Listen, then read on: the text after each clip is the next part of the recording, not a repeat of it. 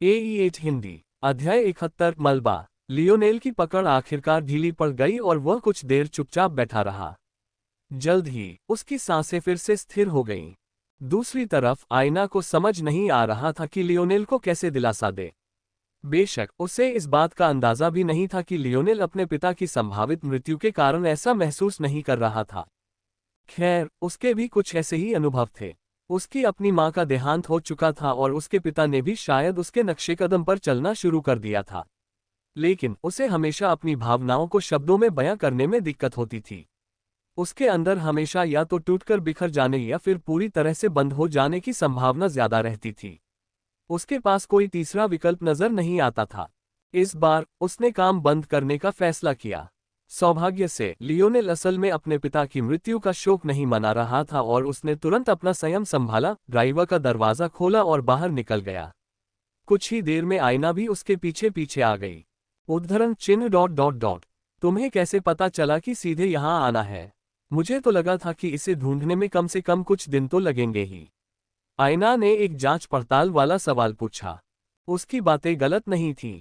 Paradise द्वीप कक्षाओं का अनुसरण करते हैं, इसलिए वे कहाँ गिरेंगे ये परिवर्तनशील होगा। उसने परिधि 7 को साफ करने का मिशन सिर्फ इसलिए चुना क्योंकि वह सामान्य क्षेत्र के पास था, लेकिन उसे इतनी जल्दी मलबा मिलने की उम्मीद नहीं थी। लियोनेल ने गहरी सांस ली। मुझे वह समय याद है जब वे गिरे थे और मैं उनकी कक्षा को अच्छी तरह जानता हूं, इसलिए ये गणना करना कि वे कहाँ थे मेरे लिए कोई समस्या नहीं थी। उन्होंने सरलता से समझाया। पैराडाइज द्वीपों की परिक्रमाएं सार्वजनिक रूप से ज्ञात नहीं थीं, या यूं कहें कि उनके ज्यादातर रास्ते सार्वजनिक रूप से ज्ञात नहीं थे। केवल उनके रुकने के स्थान ही ज्ञात थे और उनके बीच का रास्ता क्या था, ये केवल अनुमान पर ही छोड़ा जा सकता था।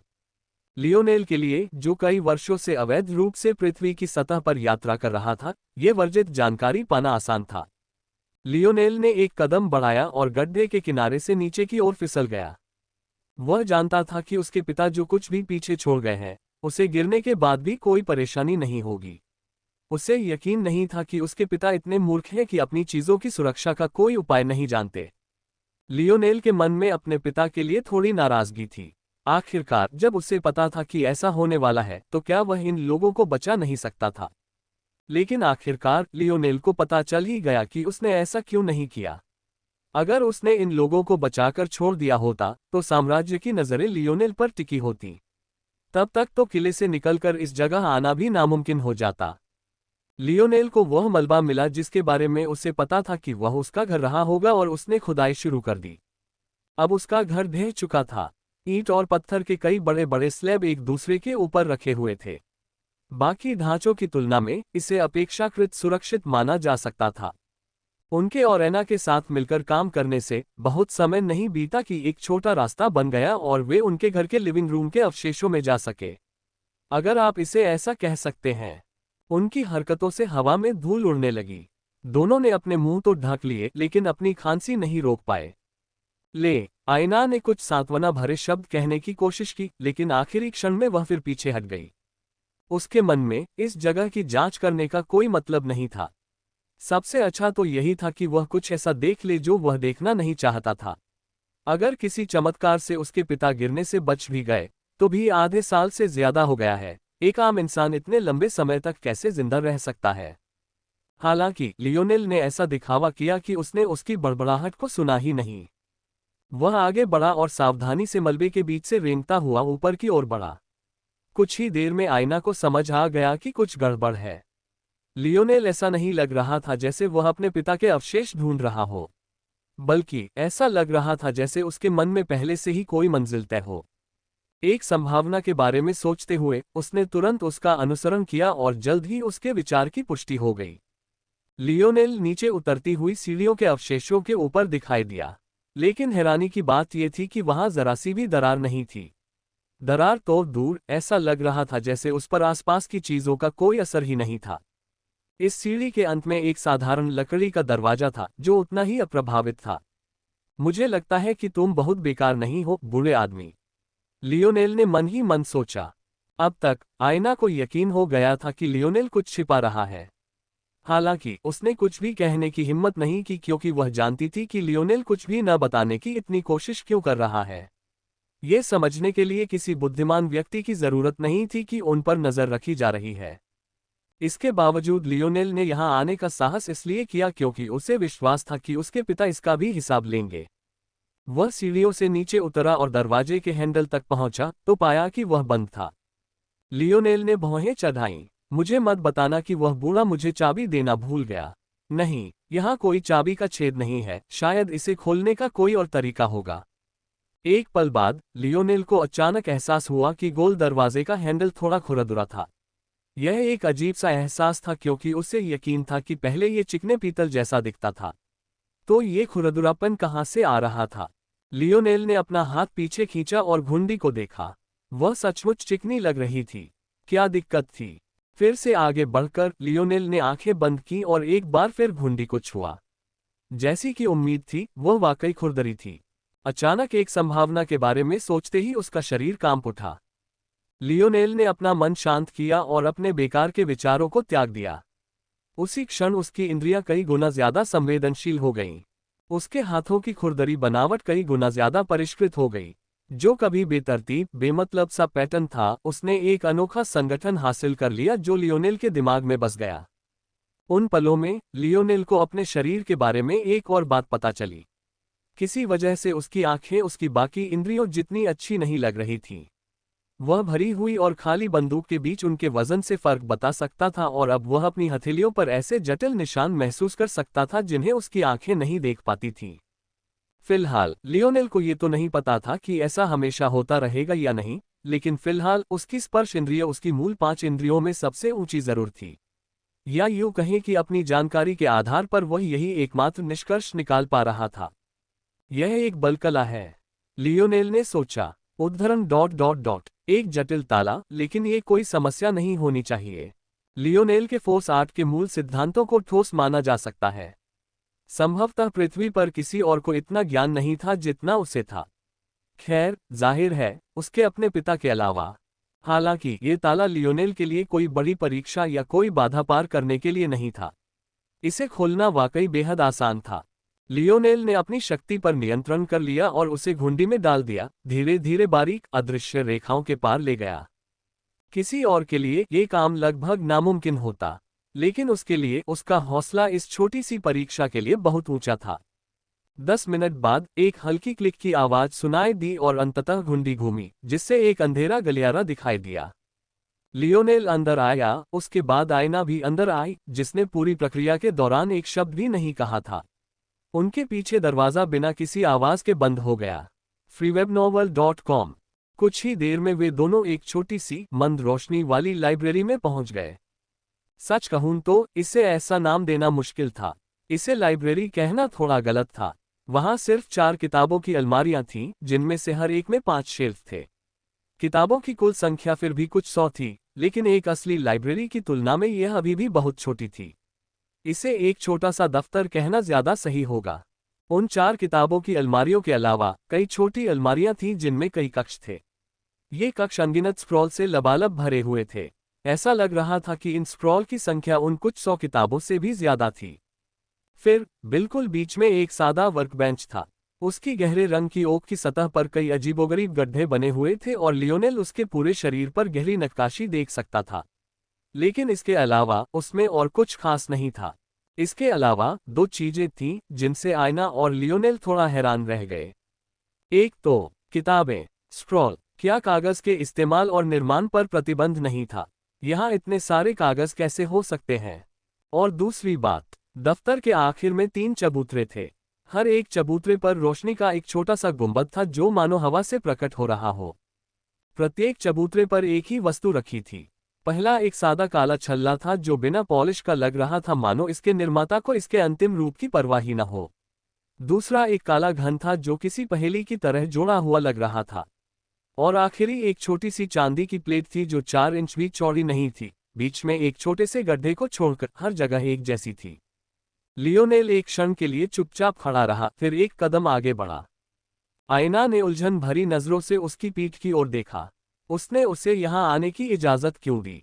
हो नहीं सकता कि उसे उस पर इतना भरोसा था, है ना? लेकिन जब उसने सोचा लियोनेल के पास और क्या चारा था, उसने बिना किसी चेतावनी के उसे अचानक यह मिशन थमा दिया और यहाँ तक कि साफ साफ कह दिया कि यह उस इलाके में है जहाँ उसका पैराडाइज आइलैंड गिर सकता था। मान लीजिए कि वह यहाँ नहीं आया, फिर क्या? अगर वह आईना से अलग होने तक यहाँ आने का इंतजार करता तो क्या होता? उसे देखने वाले क्या सोचते? ये स्पष्ट था, उनकी पहली प्रवृत्ति यही सोचती कि वह कुछ छिपा रहा है। हालांकि आईना की हरकतों ने उसे एक अच्छा मौका दे दिया।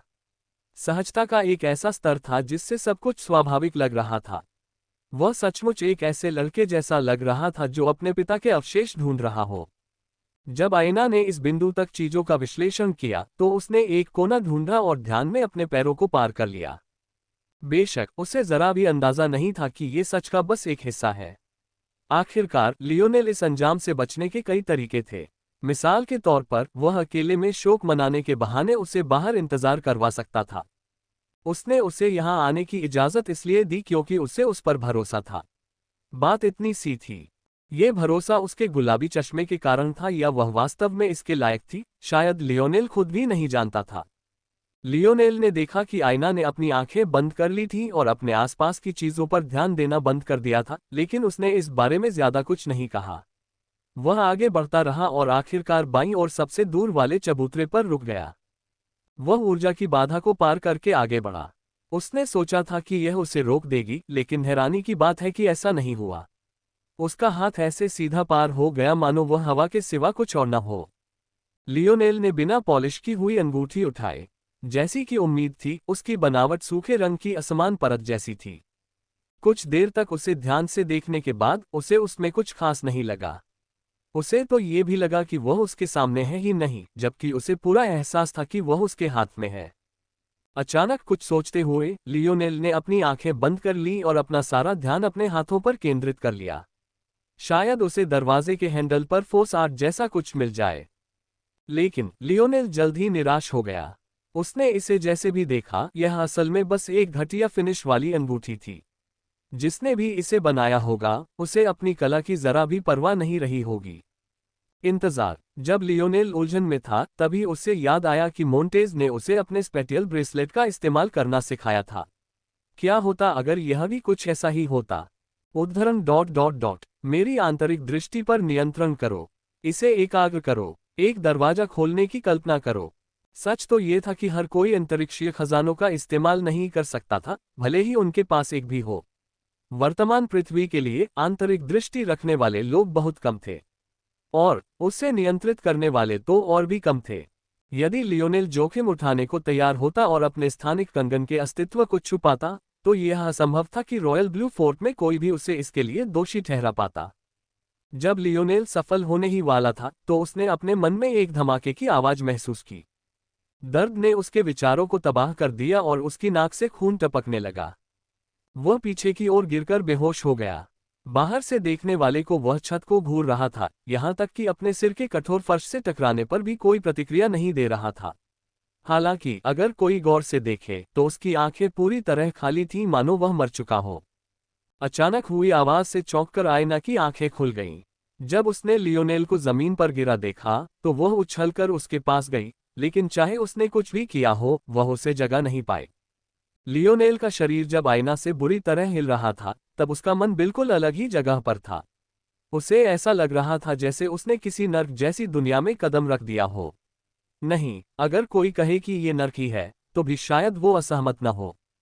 ऊपर काले लाल बादल छा रहे थे, गड़गड़ाहट की धीमी आवाज बार बार उसके कानों पर पड़ रही थी। दूरी पर ये बादल चक्रवातों और बवंडरों के ऊर्ध्वाधर भंवर बनाते थे, जो लालच और लोलुपता के राक्षसी संकेतों की तरह जमीन को छूते थे। जमीन धूसर और काली रेत से ढकी हुई थी। हालांकि धरती के ये कण दुनिया का एक हिस्सा न होकर मानो धूल की एक पतली परत से ढके हुए लग रहे थे। दूर से लियोनेल जमीन को छोटी छोटी पहाड़ियों में ढलते हुए देख सकता था। जैसे जैसे वह दूर तक देखता गया, ये पहाड़ियां धीरे धीरे आकार में बढ़ती गईं और अंततः छोटे छोटे पहाड़ों में बदल गईं। अंत में एक काला पहाड़ इतना ऊंचा था कि ऊपर गड़गड़ाते बादल भी उसमें से होकर गुजर रहे थे। फिर भी यह इसका अंत नहीं था। freewebnovel.com। इस नारकीय जगह में लियोनेल का ध्यान सबसे ज्यादा बवंडर जैसे बादलों, दमघौटू माहौल या असंभव रूप से ऊंचे पहाड़ों ने नहीं खींचा। जिस चीज से वह अपनी नजरें नहीं हटा पा रहा था, वह थी जमीन में धंसे अनगिनत पोलाम्स। किसी घनी बस्ती की तरह दुनिया भर में अनगिनत भाले बिखरे पड़े थे। कुछ टूटे हुए थे, कुछ पूरे, कुछ के भालों पर सूखा खून लगा हुआ था, जबकि कुछ बेदाग थे। लियोनेल काफी देर तक स्तब्ध खड़ा रहा, फिर आखिरकार उसने अपने सूखे होंठ चाटे। आखिर ये जगह क्या है? लियोनेल ने एक कदम आगे बढ़ने की कोशिश की, लेकिन अचानक उसे लगा कि उसके कंधों पर एक पहाड़ का भार है। उसके माथे से पसीना टपक रहा था और वह दांत पीस रहा था, आखिरकार बस एक कदम आगे बढ़ने की कोशिश कर रहा था। हालांकि वह कामयाब तो हुआ, लेकिन उसे ऐसा लग रहा था जैसे उसके शरीर की आधी ताकत खत्म हो गई हो। लियोनेल अपने लड़खड़ाते घुटनों को थामने के लिए बगल में हाथ बढ़ाया और आखिरकार एक लकड़ी के भाले की छड़ पकड़ ली। हालांकि नतीजा उसकी उम्मीदों से बिल्कुल अलग था। उसके दिमाग में एक और धमाका गूंज उठा। अचानक उसने स्वयं को एक दूसरी दुनिया में पाया, जंगल में दौड़ते हुए।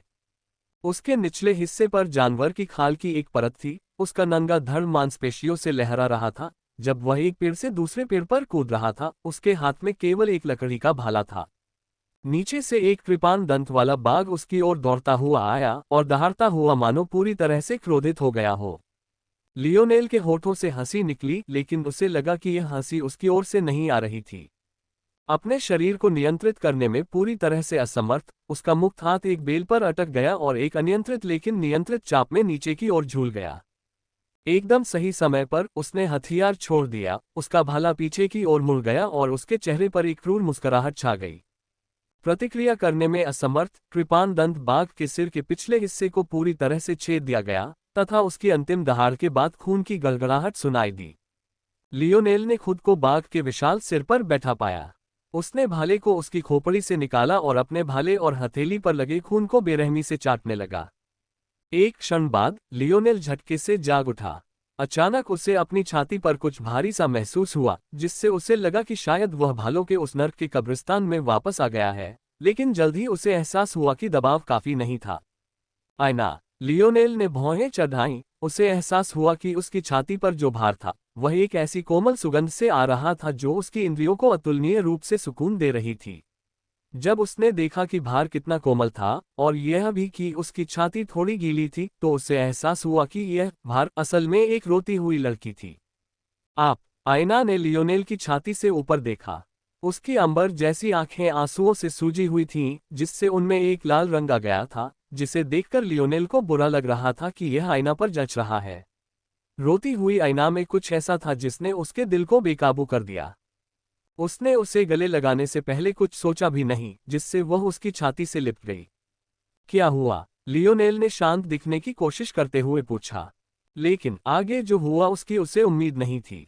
दरअसल उसे ठीक से पता ही नहीं चला कि क्या हुआ था। बस उसे अजीब लगा कि वह फिर से छत की तरफ देख रहा था। जब लियोनेल फिर से जमीन पर गिरा, तो उसे बस दो पतली टांगें जमीन पर फिसलती हुई अपने पास से गुजरती हुई महसूस हुई। और जब तक वह उठकर बैठा, आईना आंखें बंद किए अपने कोने में वापस आ गई थी, मानो कुछ हुआ ही न हो। लियोनेल अपनी हंसी रोक नहीं सका। लियोनेल की हंसी बंद होते ही उसे थकान का एहसास हुआ। उसे लगा जैसे उसका दिमाग पूरी तरह से खाली हो गया है, यहाँ तक कि अपनी फोर्स पर उसका नियंत्रण भी कमजोर हो गया है। मेरी हिम्मत टूट गई। लियोनेल ने छत की ओर देखा और भौहें चढ़ा लीं।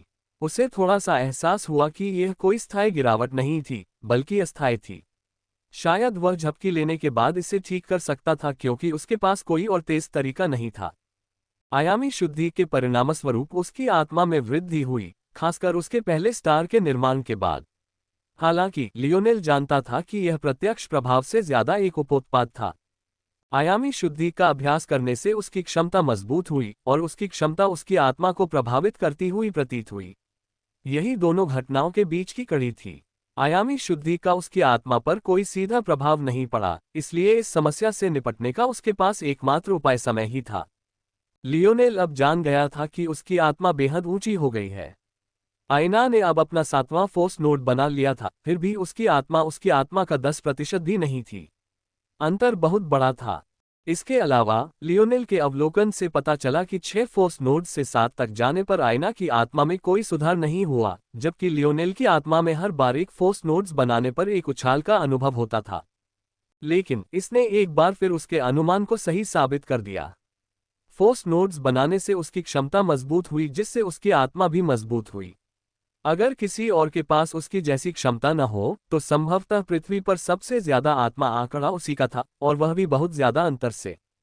लियोनेल इतना कमजोर था और अपने विचारों में इतना खोया हुआ था कि उसे यह समझने में कई क्षण लगे कि उसके हाथ में एक भाला है, और यह समझने में भी कुछ सेकंड लगे कि यह वही भाला था जिसका उपयोग उसने उस नरक की दुनिया में खुद को स्थिर करने के लिए किया था। क्या ये बहुत अशिष्ट नहीं है? लियोनेल कमजोरी से उठ बैठा, उसे समझ नहीं आ रहा था कि हंसे या रोए। उसके हाथ में जो भाला था उसे आदिम कहना कम होगा। वह लकड़ी का बना था जिसमें एक प्राकृतिक और हल्का सा घुमाव था, बिल्कुल उन सीधे भालों से बिल्कुल अलग जिनका लियोनेल आदी हो गया था। उसका ब्लेड, अगर कोई उसे ऐसा कह भी सकता था, एक नुकीला धूसर पत्थर था जिसकी नोक पर रस्सी बंधी थी। और अगर यह सब काफी नहीं था तो वह सूखे भूरे लाल पदार्थ से सना हुआ था, जिसे लियोनेल को समझने में थोड़ा समय लगा कि वह खून था। उस पल लियोनेल को अचानक याद आया कि मोंटेज ने उससे कहा था कि जल्द ही उसके पास इतने भाले होंगे कि वह समझ नहीं पाएगा कि उनका क्या करे। क्या उस कंजूस आदमी का यही मतलब था? ये वही भाले थे जिनमें उसे नहाना था। मजाक कहाँ था? वह अभी भी इंतजार कर रहा था। कुछ देर भाले को देखने के बाद लियोनेल ने आह भरी। इस समय उस दी ग्रेट भाले का इस्तेमाल ही करना बेहतर होगा। ऐसा नहीं था कि यह उसके साथ गलत व्यवहार कर रहा था। अगर जरूरत पड़ी तो वह बेहतर भाले के लिए कुछ असेंशन पॉइंट्स का इस्तेमाल कर सकता था। धिक्कार है बुड्ढे, तूने मेरे लिए वाकई इतनी बेकार चीज छोड़ दी। क्या ये मजाक है? हाँ, तूने पकड़ लिया। लियोनेल ने मन ही मन डांटा और आंखें घुमाई। अगर सिर्फ एक भाला होता तो कोई बड़ी बात नहीं होती। समस्या ये थी कि लियोनेल उस दुनिया में था। पहले कई 100 मीटर तक लकड़ी और टूटे हुए भालों के अलावा कुछ नहीं था। उसके आगे दुनिया इतनी अंधेरी थी कि उसे साफ दिखाई नहीं दे रहा था। ये देखते हुए कि एक कदम चलना कितना कठिन था, कौन जानता था कि उसे कुछ अच्छा पाने के लिए इतनी दूर यात्रा करने में कितना समय लगेगा। लियोनेल जिंजा खड़ा हो गया और आदिम भाले को घूरते हुए कड़वी मुस्कान के साथ बोला, शायद मैं किसी किताब का मूल्यांकन उसके आवरण से कर रहा हूं। ये सोचते हुए लियोनेल ने अपने स्थानिक कंगन से एक जाना पहचाना भाला निकाला और उसे लकड़ी के भाले पर वार करने के लिए ऊपर उठाया। कौन जानता था, शायद उसे कोई सरप्राइज मिल जाए। दुर्भाग्य से वास्तविकता क्रूर थी। उसे आश्चर्य हुआ, ये वह नहीं था जिसकी उसे तलाश थी। दी ग्रेट भाला संपर्क में आने से पहले ही लियोनेल की अंगूठी पर लगी बिना पॉलिश की हुई अंगूठी में कंपन हुआ और उसमें से तीव्र गर्मी निकली। लियोनेल की आंखें अचानक बदल गईं, न सिर्फ इस अचानक बदलाव की वजह से, बल्कि इसलिए भी कि उसे याद नहीं था कि उसने यह अंगूठी अपनी उंगली में पहनी थी। ये वहां कैसे पहुंची? लियोनेल अभी कुछ प्रतिक्रिया भी नहीं दे पाया था कि उसका दी ग्रेट भाला राख की बारिश में बदल गया, जिससे वह अवाक रह गया। उसका भाला, वह ऐसे ही चला गया था, और यह इस तथ्य के कारण नहीं था कि उसे कोई ओपी भाला मिल गया था, बल्कि इसलिए कि इस शापित एंड पॉलिश्ड अंगूठी ने एक नखरा दिखाया था। न्याय कहाँ था? पफट। आईना की हल्की सी खिलखिलाहट ने लियोनेल का ध्यान खींचा, लेकिन जब उसने देखा तो उसकी आंखें फिर से बंद हो गई थीं। ऐसा लग रहा था मानो आवाज उसकी तरफ से आई ही न हो। लियोनेल उसे अकेला छोड़ सकता था। उसने अपनी उंगली से अंगूठी निकालने के लिए हर संभव कोशिश की, लेकिन कोई फायदा नहीं हुआ। वो बस हार मान गया। उसके दांत किटकिटा रहे थे। उस बूढ़े ने सचमुच उसके साथ मजाक किया था। अरे, वह कुछ नहीं कर सकता था। कोई और विकल्प न होने पर वह बीच वाले चबूतरे की ओर बढ़ा, और उसे बेहद दुख हुआ। ये जो अन्य चीजें आपने छोड़ी हैं, वे इतनी बेकार न हो। बेशक लियोनेल इतना मूर्ख नहीं था कि यह सोचे कि अंगूठी वाकई बेकार है, लेकिन फिर भी उसे अपनी शिकायतें जाहिर करने की जरूरत महसूस हुई। लियोनेल ने आगे बढ़कर चांदी की प्लेट की ओर हाथ बढ़ाया। हालांकि इस बार वह ऐसा करने में नाकाम रहा, या यूं कहें कि उसे मौका ही नहीं मिला। चांदी की प्लेट अचानक कंपन करने लगी और एक होलोग्राम प्रक्षेपण प्रकट हो गया। तस्वीर एक खूबसूरत आदमी की थी जिसकी त्वचा जैतून के रंग की थी और जबड़ा मजबूत था। उसने चश्मा पहना हुआ था और वह काफी विद्वान लग रहा था। वह एक ऐसा आदमी था जो अपरिपक्व महिलाओं को मोहित कर लेता था और परिपक्व महिलाओं को अपना आदर्श प्रेमी चुन लेता था। हालांकि जब लियोनेल ने उसे देखा तो उसके दांत पीसने की आवाज और भी तेज हो गई। होलोग्राम ने अपनी आंखें खोली और लियोनेल को देखने लगा, फिर उसके हाथ में भाला देखकर जोर से हंस पड़ा। जब उसने लियोनेल के पीछे राख का ढेर देखा तो उसकी हंसी और भी तेज हो गई, यहां तक कि अगर वह होलोग्राम न होता तो शायद उसके आंसू बहने लगते। होलोग्राम का सुंदर और शांत स्वभाव पूरी तरह गायब हो गया जब वह बेकाबू होकर हंसने लगा। ऐसा लग रहा था जैसे वह अपनी जिंदगी का भरपूर आनंद ले रहा हो। बेवकूफ, होलोग्राम बोला। आमतौर पर लोग पहले बीच वाले पर जाते हैं, बाएं वाले से शुरू करने को किसने कहा था? मैंने तो उसे बाकी दो से कुछ कदम आगे रखा है। मुझे संरक्षण मत दो बूढ़े। हर कोई बाएं से दाएं पढ़ता है, मैं बाएं से क्यों न शुरू करूं? और सबसे अच्छा आखिर में रखना चाहिए। मुझे नहीं पता था कि यह सबसे अच्छा तुम ही हो। अपनी मूर्खतापूर्ण गलतियों के लिए मुझे दोष मत दो, स्वयं को दोष दो। तुम तो बस एक सस्ती विज्ञान कथा की नकल हो। पहली पीढ़ी का होलोग्राम प्रक्षेपण, सच में? क्या ये 22वीं सदी है?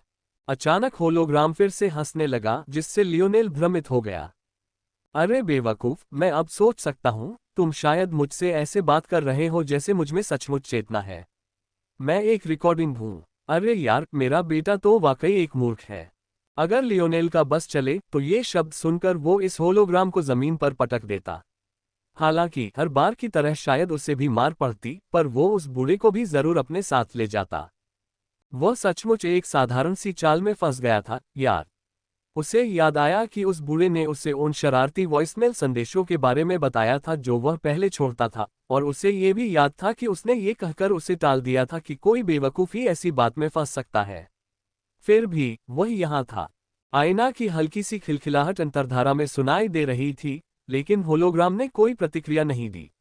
जाहिर है वह झूठ नहीं बोल रहा था, ये सचमुच एक रिकॉर्डिंग थी।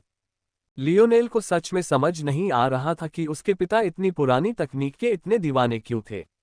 पहले कागज, अब होलोग्राम। इस तरह की तकनीक बहुत पहले ही खत्म हो चुकी थी। कोई भी सारा दिन पारदर्शी तस्वीर देखना नहीं चाहता था। फिल्मों में तो यह अच्छा लगता था, लेकिन असल में यह एक झुंझलाहट थी।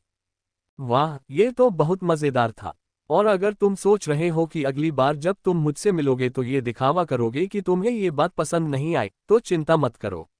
मैंने इस पल को पहले ही रिकॉर्ड कर लिया है और इसे अच्छी तरह से सेव कर लिया है। लियोनेल ये देखकर कि उसकी उम्मीद की आखिरी किरण भी बुझ गई है, बसाह भर सका।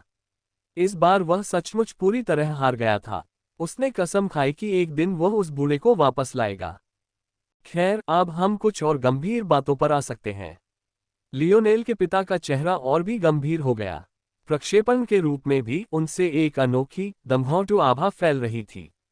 आपकी उंगली में जो अंगूठी है वह हमारे मोरालेस कबीले की विरासत है। इसे बस स्पीयर डोमेन के नाम से जाना जाता है और इसी की बदौलत हमारे मोरालेस कबीले ने हमारे स्पीयर डोमेन वंश को जागृत किया है।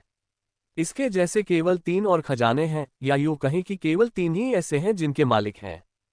इसके साथ आपके सामने सभी भाले बेकार हैं। केवल स्पीयर डोमेन रिंग द्वारा पहचाने जाने वाले भाले ही इसकी उपस्थिति के नीचे जीवित रह सकते हैं, अन्य सभी राख के ढेर में बदल जाएंगे।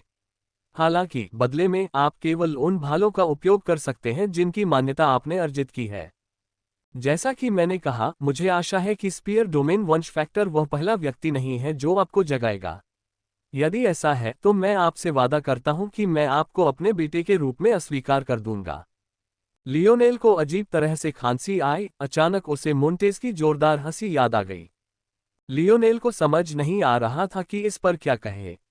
उसके पिता के हाव भाव गंभीर लग रहे थे, लेकिन लियोनेल बहुत पहले से जानता था कि उसके पिता कैसे हैं। ये गंभीर भाव सिर्फ एक दिखावा था। हालांकि लियोनेल अब भी समझ सकता था कि यह अभिनय गंभीरता से आया था। कुछ ही क्षण बाद होलोग्राम से आए आह की आवाज ने भी इस बात की पुष्टि कर दी। छोड़ो, भूल जाओ। ये कहना असंभव है कि किस प्रकार के उत्परिवर्तन हो सकते हैं। तुम्हारा जन्म थोड़ा विशेष मामला है। इसलिए हालांकि तुम मेरे बीज हो और हमारे पैतृक वंश कारक को पहले जागृत करने की तुम्हारी संभावना अधिक होनी चाहिए, फिर भी मेरी गणना से बाहर कुछ हो सकता है। खैर, ये रिकॉर्ड किया गया संदेश अब समाप्त हो जाएगा। इस चांदी की डिस्क को मेरे द्वारा छोड़ा गया एक शब्दकोश समझिए, आपके महान और मिलनसार और सुंदर पिता। लियोनेल ने फिर आंखें घुमाई जब उसने देखा कि उसका बूढ़ा आदमी फिर से मजाक करने लगा है। उसे कितनी बार इस बूढ़े आदमी से कहना पड़ा होगा कि उसे अपना बीज न कहे, लेकिन फिर भी वह कृतज्ञ था। उसे सबसे ज्यादा जानकारी की कमी थी। और किसी वजह से, हालांकि मोंटेज उसे जानकारी नहीं दे सका, उसके पिता का प्रक्षेपण उसे जानकारी दे सकता था। ठीक है, तो हमारा पैतृक वंश कारक क्या है? लियोनेल ने होलोग्राम की जांच की। होलोग्राम ने अपनी पिछली एनिमेटेड भावनाओं को खो दिया था, लेकिन लियोनेल को अभी भी अपने पिता की आवाज सुनना सुखद लगता था, भले ही वह स्वचालित थी। पिंग मोरालेस कबीले के पैतृक वंश कारक को मेटल सिनर्जी के रूप में जाना जाता है। Closing square bracket. धातु सिनर्जी वंश कारक क्या है? पिंग मेटल सिनर्जी वंश कारक मोरालेस कबीले का पैतृक वंश कारक है। Closing square bracket. लियोनेल ने पहले तो सोचा कि यह कोई शरारत है, लेकिन कुछ क्षण बाद उसे कुछ समझ में आया। मेटल सिनर्जी लाइनेज फैक्टर की क्षमताएं क्या हैं? Ping metal synergy lineage factor में कई क्षमताएं हैं। इसे सभी फोर्स क्राफ्टर्स की ईर्ष्या का विषय कहना सबसे सही होगा। Closing square bracket. जानकारी छोड़ी गई। स्कैनिंग बीज। Closing square bracket. लियोनेल ने अपने अंदर ऊर्जा का संचार महसूस किया। बीज ने मेटल सिनर्जी वंश कारक को जागृत नहीं किया है। जानकारी को अनलॉक नहीं किया जा सकता। उद्धरण ... कृपया मुझे यह मत बताएं कि यह घटिया चीज अब से मुझे बीज कहेगी। अंत में लियोनेल केवल आह भर सका। ऐसा लग रहा था कि विशिष्ट उत्तर पाने के लिए उसे वाकई विशिष्ट प्रश्न पूछने होंगे। अगर ऐसा नहीं होता तो जवाब संक्षिप्त और सटीक होता, और शायद वह कुछ जरूरी जानकारी भी छोड़ देता। इसके अलावा कुछ जानकारियां उसे तब तक नहीं दी जाती जब तक वह कुछ खास मानदंडों पर खरा नहीं उतरता। एक क्षण सोचने के बाद लियोनेल ने दूसरा प्रश्न पूछा। ऐसा क्यों है कि मेरे बूढ़े पिता चाहते थे कि मैं पहले मेटल सिनर्जी को जागृत करूं? पिंग मोरालेस कबीला 2 शाखाओं में बटा हुआ है।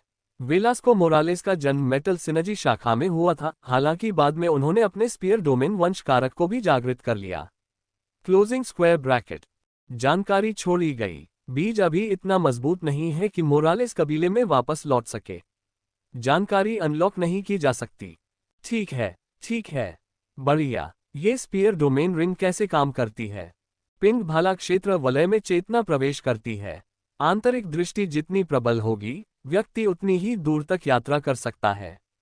प्रत्येक भाले को वलय द्वारा स्वीकार किया गया है और उससे आंतरिक दृष्टि का एक धागा जुड़ा हुआ है जो भाले के मार्ग की अंतर्दृष्टि प्रदान करता है। Closing square bracket. जानकारी छोड़ी गई। स्कैनिंग बीज। Closing square bracket. सीड ने स्पीयर डोमेन वंश कारक को जागृत कर लिया है, लेकिन स्पीयर फोर्स को नहीं पकड़ पाया है। जानकारी अनलॉक नहीं की जा सकी। भगवान के लिए मुझे बीज कहना बंद करो। लियोनेल की आंखें सिकुड़ गईं। उसके पिता परिवार की मेटल सिनर्जी शाखा में पैदा हुए थे, लेकिन किसी तरह स्पीयर डोमेन की अनुभूति उसे दे पाए। अगर इसके पीछे कोई कहानी न होती तो लियोनेल यकीन नहीं करता। स्पीयर फोर्स क्या है? लियोनेल ने पूछा। पिंग भाला बल एक बल सुदृढ़ीकरण विचलन है। यह सामान्य बल से अधिक तीव्र है और बिना किसी बल तकनीक के ही इसकी शक्ति को धारण करता है। Closing square bracket. बल सुदृढ़ीकरण विचलन क्या है? लियोनेल ने अचानक आईना की कुल्हाड़ियों पर अजीब लाल चमक के बारे में सोचते हुए पूछा। पिंग बल सुदृढ़ीकरण विचलन बल में एक उत्परिवर्तन है जो एक निश्चित पथ में इसकी शक्ति को बढ़ाता है। Closing square bracket. लियोनेल ने चांदी की थाली सवालों में डुबो दी। हालांकि उसकी अपनी कमजोरी की वजह से कई बातें छूट गईं, फिर भी उसने बहुत कुछ सीखा। अगर उसे डर न होता कि यहां ज्यादा देर रुकने से शक की सुई उस पर चली जाएगी, तो वह और सवाल पूछता। यह क्या है? लियोनेल ने अपने पिता द्वारा छोड़ी गई आखिरी चीज उठाई। एक काला घन जो किसी जिग्सो पजल की तरह जोड़ा गया था। पिंग, यह मोरालेस कबीले की एक विरासत है जिसे खंडित घन के रूप में जाना जाता है। Closing square bracket. लियोनेल के होंठ फड़क उठे। इस बूढ़े ने उसे अपने परिवार की दोनों शाखाओं की विरासत तो नहीं दी, है ना? लियोनेल को इसके पीछे की कहानी जानने की जरूरत नहीं थी, ये जानने के लिए कि वहां निश्चित रूप से कई दुखी लोग थे। खंडित घन की क्षमताएं क्या हैं? Ping segmented cube force crafters का एक प्रिय खजाना है। यह एक प्रयोगशाला है। Closing square bracket. जानकारी छोड़ी गई। स्कैनिंग बीज। Closing square bracket. बीज ने मेटल सिनर्जी वंश कारक को जागृत नहीं किया है। जानकारी को अनलॉक नहीं किया जा सकता। लियोनेल ने आह भरी। उसे उम्मीद थी कि यह चीज उसके लिए जोन्स का विश्लेषण कर पाएगी, लेकिन यह तो एक प्रयोगशाला निकली। एक ऐसी प्रयोगशाला जिसे वह खोल भी नहीं सकता था। वह फोर्स क्राफ्ट नहीं था, इसलिए वह इस चीज का इस्तेमाल भी नहीं कर सकता था। ऐसा प्रतीत होता है कि उसने अपने पुरस्कारों में से एक को जोन विश्लेषण उपकरण पर उपयोग न करके गलती की थी। पकड़ना। इस चीज का नाम क्या है और इसकी क्षमताएं क्या हैं? लियोनेल ने एक जाना पहचाना क्यूब निकाला जिस पर बिल्कुल वही बचकाना चांदी का गोला था। हालांकि पहले वाले क्यूब की तुलना में भी वह सामान्य से भी ज्यादा उत्तेजित था। वह लगातार क्यूब के किनारे से टकरा रहा था, मानो खंडित क्यूब तक पहुंचने की कोशिश कर रहा हो। पिंग मेटल स्पिरिट की एक प्रजाति का पता चला। मेटल स्पिरिट अपनी प्रारंभिक अवस्था में है। मेटल स्पिरिट फोर्स क्राफ्टर्स का पसंदीदा परिचित है। Closing square bracket. जानकारी आंशिक रूप से छोड़ी गई है। क्षमताएं: धातु शोधन, अयस्कों से अशुद्धियों को संसाधित करने और हटाने में सक्षम। Closing square bracket. धातु संरचना, धातुओं की संरचना में विलय करने और उसके रूप को बदलने में सक्षम, जटिल भागों को गढ़ने के लिए उत्तम। Closing square bracket. Opening square bracket अल्पविराम क्लोजिंग स्क्वायर ब्रैकेट। धातु आत्मा शिशु अवस्था में। क्षमताएं सीमित। धातु आत्मा अनाम। विकास चरण टियर 1 ब्लैक। लियोनेल ने भौहें चढ़ाईं। उसने सोचा कि यह टियर 7 ब्लैक इनाम है। ये मेटल स्पिरिट शिशु टियर 1 विकास चरण में ही क्यों था? लियोनेल को कैसे पता चला कि मोंटेज ने नियमों को तोड़ने के लिए एक खामी का इस्तेमाल किया था? टियर 7 ब्लैक इनाम तो दूर, एक मेटल स्पिरिट टियर 9 गोल्ड इनाम से भी ज्यादा कीमती थी। दरअसल शिशु तो परिपक्व मेटल स्पिरिट से भी ज्यादा कीमती थे। फिर भी, हालांकि उसे ये सच्चाई नहीं पता थी, उसका दिमाग घूम रहा था। चूंकि यह धातु आत्मा एक जीवित चीज थी और इसके विकास के चरण थे, इसलिए इसे परिपक्व होने में मदद करना संभव होना चाहिए, है ना? जब लियोनेल चांदी की प्लेट से कुछ और प्रश्न पूछने ही वाला था, तभी अचानक एक जोरदार झटका आया जिससे भूमिगत स्थान हिल गया, जिससे लियोनेल की आंखें सिकुड़ गईं। यह कोई सामान्य घटना नहीं थी। कोई ऊपर से उन पर हमला कर रहा था। अरे, अभी तो सिर्फ आधा घंटा ही हुआ है। ऐसा तो नहीं हो सकता कि वो सच में इसी वजह से हमारे पीछे आए हों, है ना? नहीं, बात तो कुछ और ही है। जब लियोनेल को समझ नहीं आ रहा था कि क्या करे, तभी खंडित घन अचानक उसकी हथेली में घूम गया, कई टुकड़ों में टूट गया और पूरे कमरे को अपनी चपेट में ले लिया। इससे पहले कि लियोनेल समझ पाता कि क्या हुआ है, घन पलक झपकते ही एक कमरे के आकार का हो गया और फिर से उसकी हथेली के आकार का हो गया। लेकिन जबकि ऐसा लग रहा था कि कुछ भी नहीं बदला है, लियोनेल को तुरंत एहसास हुआ कि पुस्तक शेल्फ और स्क्रॉल से भरे सभी कक्ष गायब हो गए थे और छोटे से कार्यालय में कुछ भी नहीं बचा था। जोरदार धमाके जारी रहे। लियोनेल को यह देखकर आश्चर्य हुआ कि जो कमरा आसमान से गिरने के बाद भी अप्रभावित रहा था, वह अचानक ढहने लगा। धिक्कार है। लियोनेल ने आईना से नजरें मिलाने से पहले खंडित घन और चांदी की प्लेट को अपने स्थानिक कंगन में रख लिया। वह ये देखकर हैरान रह गया कि वह एक खतरनाक आभा उत्सर्जित कर रही थी। उसके छोटे से शरीर से एक दम्भौटू हत्या की भावना निकल रही थी। वह जानती है कि ये लोग कौन हैं। बातचीत करने का कोई समय नहीं था। दोनों टूटते हुए गलियारे से नीचे भागे और बाहर निकलकर खुद को घिरा हुआ पाया। जब आईना ने इन लोगों को देखा तो उसके शरीर पर हिंसक आभा कई गुना बढ़ गई। उसकी हत्या की नीयत आसमान छू रही थी। इस समय उसकी उपस्थिति लियोनेल की उपस्थिति से कम नहीं थी। जब उसने ध्यान केंद्रित किया, एना एथिलीज ब्रेजिंगर, गद्दार बदमाश एडम रेनियर ब्रेजिंगर की बेटी, तुम्हें कबीले के बुजुर्गों ने पश्चाताप करने के लिए बुलाया है। थे। हर एक के बाल आग जैसे लाल और आंखें दमकती हुई थीं। यह ऐसा दृश्य था जो लियोनेल के लिए अविश्वसनीय था, जो धरती पर पला बड़ा एक सामान्य युवक था। आईना की चमकदार, लगभग सुनहरी अंबर जैसी आंखों में भी एक काल्पनिक तत्व था। लेकिन लाल आंखों वाला इंसान असल में कैसे हो सकता है? एक पल के लिए तो उसे लगा कि वे कॉन्टैक्ट लेंस पहने हुए हैं। फिर उसने सीधे यह विचार मन में ला दिया, ऐसा तो नहीं हो सकता कि उन सभी छहों का कोई अजीब शौक रहा हो, है ना? बोलने वाले आदमी की नाक ऊंची और उभरी हुई थी और उसका अहंकार उसके नथुनों के साथ साथ भड़क रहा था। उसका एक हाथ पीठ के पीछे बंधा था, लेकिन दूसरे हाथ में एक जानी पहचानी लाल कुल्हाड़ी थी जिसने आईना के गुस्से को और भी बढ़ा दिया। चूंकि वे अभी अभी जीप में बैठे थे, आईना अपनी कुल्हाड़ी पीठ पर नहीं रख पाई थी, इसलिए उसने उसे डिक्की में रख दिया। आमतौर पर अगर कोई लड़ाई होती तो वह उसे साथ ले जाती, लेकिन लियोनेल के गाड़ी से बाहर निकलने के बाद वह बेसुध हो गई थी। अपनी चिंता और उसे दिलासा देने के लिए कुछ कहने की कोशिश में वह अपनी कुल्हाड़ी साथ लाना ही भूल गई थी। लियोनेल को तुरंत यह बात समझ आ गई। उसे नहीं पता था कि कुल्हाड़ी आईना के लिए क्या मायने रखती है, लेकिन उसे बस इतना पता था कि वह उसके लिए कितनी अहमियत रखती है। और ये सुनकर कि इस आदमी ने उसके पिता का इतनी बेशर्मी से अपमान किया है, वह भी भौहें चढ़ाए बिना नहीं रह सका। इस हथियार को अपनी याददाश्त से मिटा दो, आईना की नजरें देखकर उस आदमी ने व्यंग्य किया। ब्रेजिंगर परिवार की यह शक्तिशाली विरासत, इसे कब से किसी नाजायज बच्चे को चलाने का अधिकार मिल गया, इस बात की तो बात ही छोड़िए कि यह नाजायज औरत भी है। लियोनेल की अभिव्यक्ति गहरी हो गई। 6 अधेड़ उम्र के आदमी एक छोटी लड़की को, जिसकी उम्र 20 साल भी नहीं थी, धमकाने आए। अगर आयना उसे पसंद न भी होती तो भी वह गुस्से से लाल हो जाता। लियोनेल की हथेली ऊपर की ओर उठी और उसकी क्षतिग्रस्त ढाल उसके बाएं हाथ पर आ गिरी, जिसने धातु की आत्मा को कसकर पकड़ रखा था। लकड़ी के भाले पर उसके दाहिने हाथ की पकड़ और मजबूत हो गई, और उसका भावशून्य चेहरा आने वाले तूफान के लिए एक आवरण की तरह काम कर रहा था। उस दिन जब उन 3 गुंडों ने आयना का अपमान करने की हिम्मत की तो उसने अपनी नैतिक सीमाओं को लांघकर बिना पलक झपकाए उन्हें मार डाला। उसे भी इस पल पर गर्व नहीं था। वह हत्या करते समय अपनी स्पष्टता बनाए रखना चाहता था। वह अपने क्रोध का गुलाम नहीं बनना चाहता था। हालांकि इस आदमी ने सचमुच अपनी सीमा छू ली थी। वह कुल्हाड़ी, उसे वापस कर दो। लियोनेल की आवाज मानो धारा की तरह स्थिर थी। शांत और संयमित होकर उसने अपना पुराना लकड़ी का भाला उस आदमी की ओर तान दिया। लियोनेल के भाले को देखकर 6 लोगों के लिए अपनी हंसी रोकना मुश्किल हो गया। ये किस प्रकार का बंदर उपकरण है?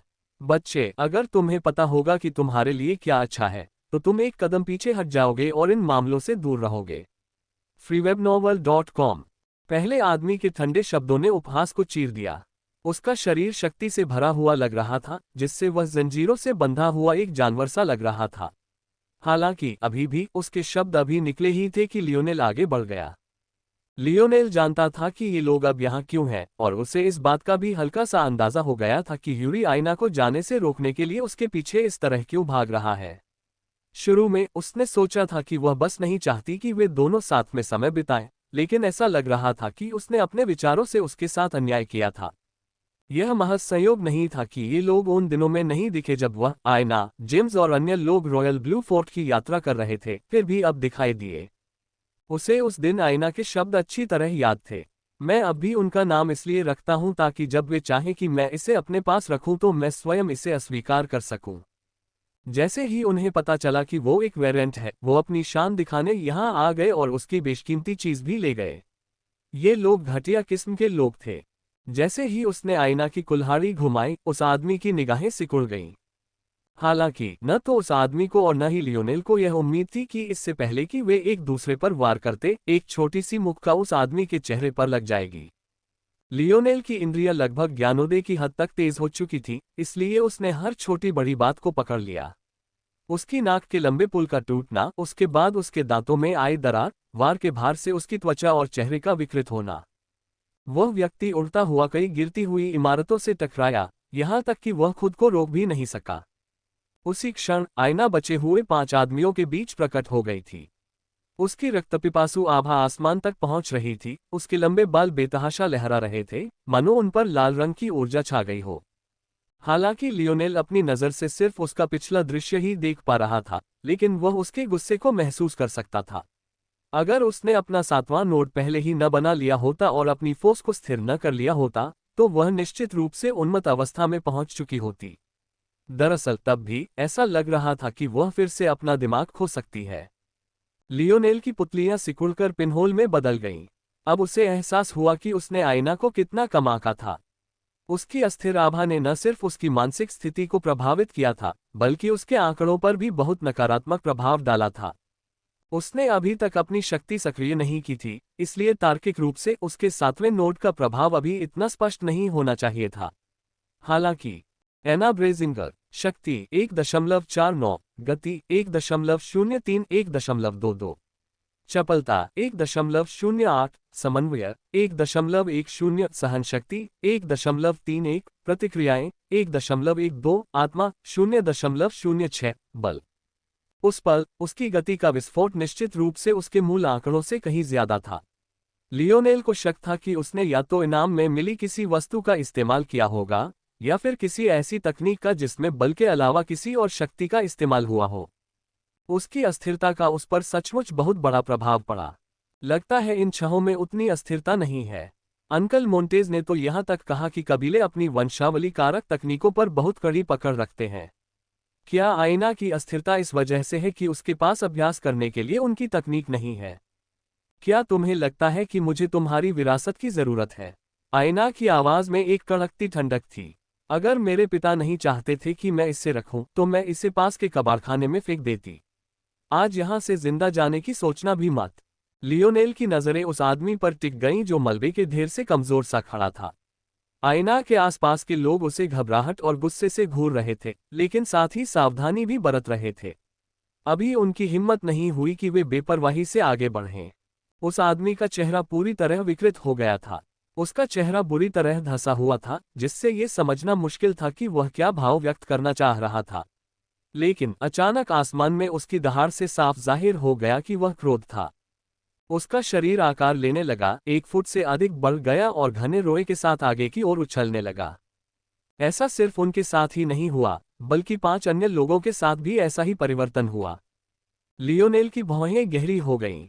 अच्छी खबर यह थी कि अब उन्हें अपनी क्षमताओं के बारे में अंधेरे में रहने की जरूरत नहीं थी। बुरी खबर यह है कि उनके सभी आंकड़े 20% से ज्यादा बढ़ गए।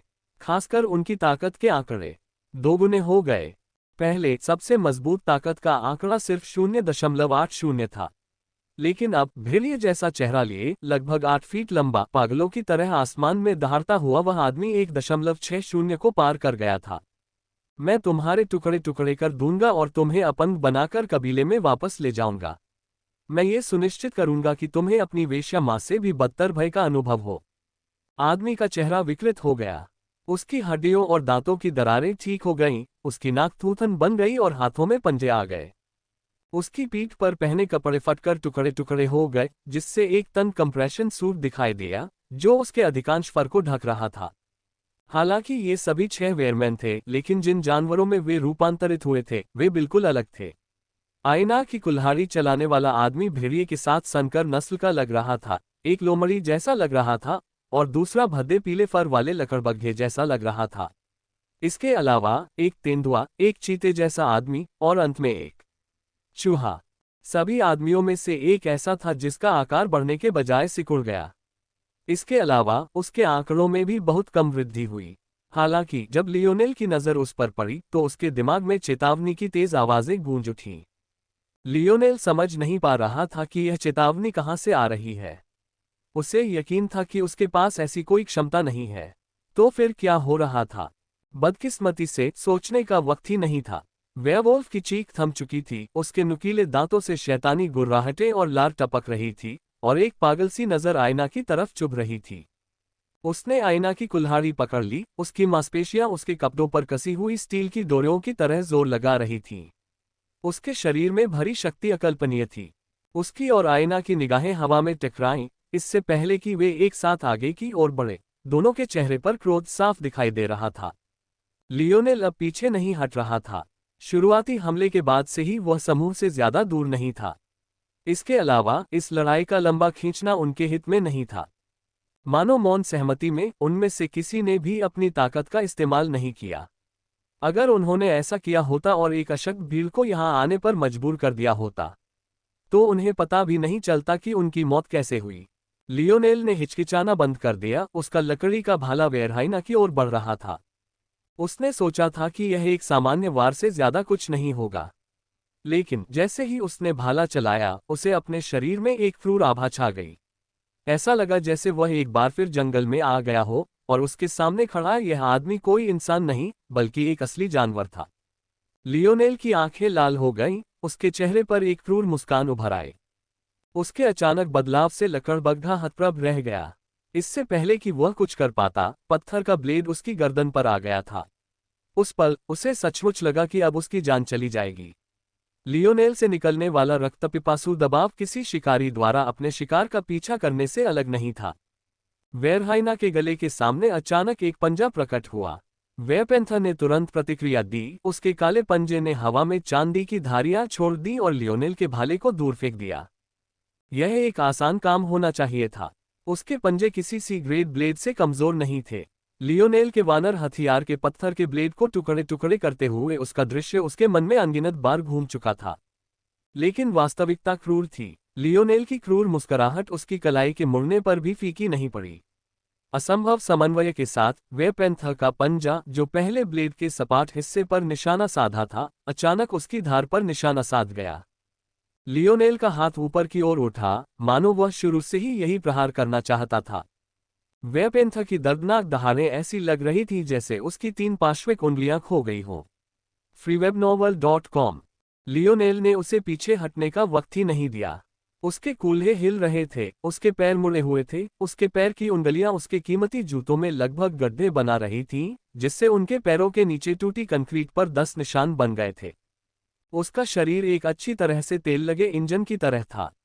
हर क्रिया को एक पूरक मांसपेशी का पूरा सहारा मिल रहा था। सबसे छोटे तंतु, सबसे कमजोर स्नायु बंधन, हर एक गतिमान था, अपनी पूरी क्षमता को निचोड़ रहा था।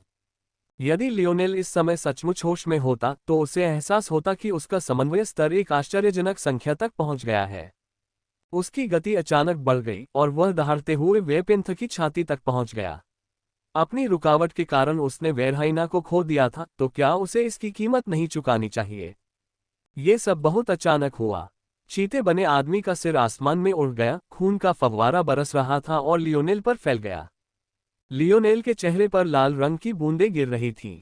हालांकि आयना और वेयरवुल्फ की आवाजें पृष्ठभूमि का काम कर रही थीं, लेकिन उसके आसपास बचे 4 जानवरों को ऐसा लग रहा था जैसे दुनिया खामोश हो गई हो। लियोनेल ने अपना सिर उन चारों की ओर घुमाया। शायद संयोग से खून का एक आंसू उसके होठों के कोने पर गिर गया। उसकी जीभ बाहर निकलकर उसे चाटने लगी, मानो वह भोजन की आखिरी बूंद का स्वाद ले रहा हो। भाला डोमेन की अंगूठी उसकी उंगली पर चमक उठी और उत्तेजना से कंपन करने लगी। इससे एक प्रचंड गर्मी निकली जो आदिम भाले में समा गई। चारों राक्षस अनजाने में एक कदम पीछे हट गए। वे इसे साफ देख सकते थे।